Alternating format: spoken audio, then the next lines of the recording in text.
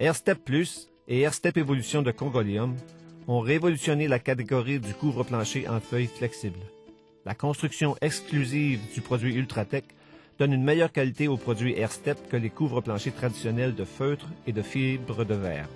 Les caractéristiques avantageuses de ces produits sont mises en valeur par les options d'installation Your Choice Plus. Your Choice Plus vous permet d'installer votre plancher AirStep en utilisant l'une des 3 méthodes d'installation suivantes: adhérence complète, en pose libre ou périmètre fixé.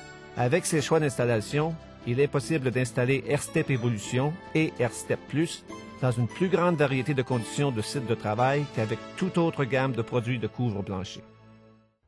Le choix de la meilleure méthode pour une installation particulière dépend des conditions du faux plancher. La méthode en pose libre permet de masquer les faux planchers sur une plus grande variété de surfaces pour lesquelles la méthode d'application en adhésion complète pourrait ne pas convenir. Par exemple, il est possible de faire une pose libre des produits AirStep sur des faux planchers monocouches de bois, des panneaux OSB, des panneaux de particules, du gypse léger et même sur des couvre-planchers souples existants avec ou sans niveleur à plancher. La méthode en pose libre est recommandée pour les pièces dont la disposition permet d'installer une garniture sur tout le périmètre. Suivez les mêmes directives pour la manutention des matériaux et l'acclimatation à la température que pour les autres produits en feuilles.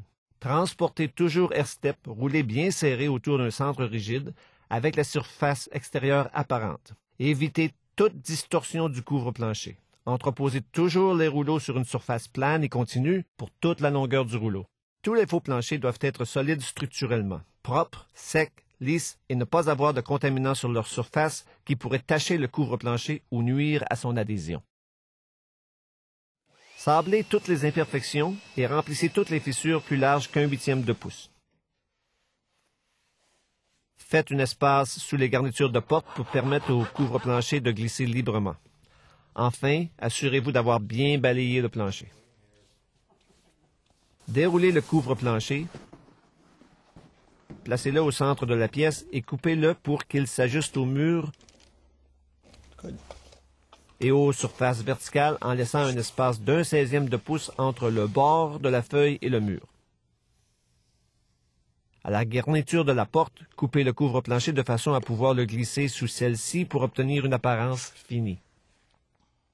Lorsqu'il est nécessaire de faire un joint dans une installation en pose libre, on doit installer la première feuille, puis placer la deuxième feuille dans la pièce, faire se superposer les 2 côtés de la bordure et faire correspondre le motif soigneusement. Utilisez la méthode de chevauchement et de double coupe pour tous les joints. Placez une retaille de couvre-plancher large de 3 pouces sur toute la longueur du joint. Coupez le joint à l'aide d'un couteau universel bien aiguisé et d'une règle de métal. Tenez le couteau à un angle de 90 degrés par rapport au plancher et appliquez suffisamment de pression pour couper à travers les 2 feuilles à la fois. Assurez-vous de ne pas couper la surface du faux plancher. Retournez un bord du joint vers l'arrière et marquez l'emplacement du joint sur le faux plancher à l'aide d'un crayon en vous assurant de ne pas écrire sur le bord de la feuille. Utilisez un rouleau à peinture à grain large de 4 pouces pour appliquer une bande d'adhésif large de 6 pouces centrée sur la ligne crayonnée. Laissez l'adhésif sécher pendant 15 à 30 minutes ou jusqu'à ce qu'il devienne collant sans adhérer au toucher. Le couvre-plancher doit être déposé sur l'adhésif dès que possible après que l'adhésif aura atteint le degré d'adhésion désiré. Si vous travaillez dans un environnement frais ou humide, utilisez un ventilateur pour accélérer l'assèchement de l'adhésif.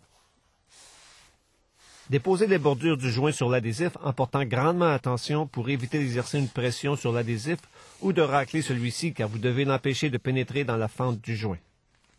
Roulez un rouleau à main d'acier sur le joint pour niveler les bords et sceller la feuille sur l'adhésif. Scellez tous les joints à l'aide du scellant à joint SU106. Traitez préalablement le joint avec le tampon vert de 3M.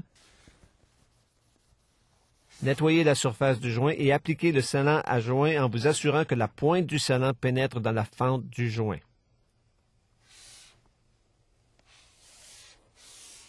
Toutes les garnitures et les moulures de transition doivent recouvrir le bord du couvre-plancher par au moins 3/8 de pouce et on doit les installer de façon à ce qu'elles ne fixent pas le couvre-plancher ni ne restreignent son mouvement.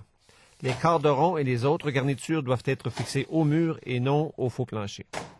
Pour empêcher l'air forcé de faire un effet de coussin sous le couvre-plancher, appliqué en pose libre, nous recommandons d'appliquer du ruban à conduit à l'intérieur des bouches de chaleur et sur environ un demi-pouce du couvre-plancher en s'assurant que le rebord de métal couvre le ruban. Nous espérons que ces renseignements généraux ont pu vous aider. Pour connaître les instructions complètes et détaillées, consultez le guide d'installation AirStep de Congolium. Il est disponible par l'entremise de votre distributeur local Congolium ou sur notre site web congolium.com.